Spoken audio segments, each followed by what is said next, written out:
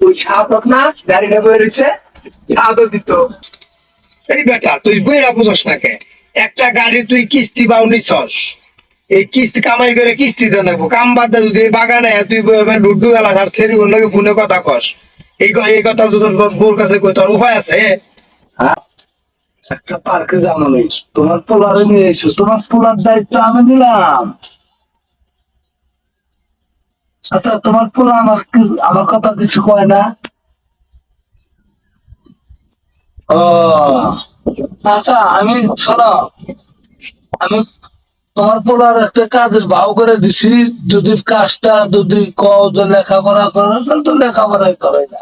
আর যদি কও যে না দোকানে রাখবো, তাহলে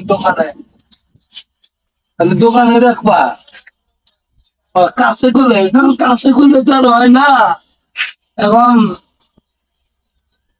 ওটা নিজের আগে কাজের একটা স্থায়ী নিতেই হইব। তোর কি তুই হলস না বেটা? অমৃত ফোনে কথা কইতে গেল ফোনে। এই মেয়ে যাও, ভাই নেমে ধরে নিছে। এই যাও। ওই বেটা, বেটা সে তো সে তুই, তোর তো ভালো কথা কইছি। ওই বেটা তোর গাড়িতে কিস্তি বাউ নিছস, বেটা কামাই করে কিস্তি দেন লাগবো না? সেট করে গাড়ি ভাই ফিল্ডিং মারার কথা কও ফোনে।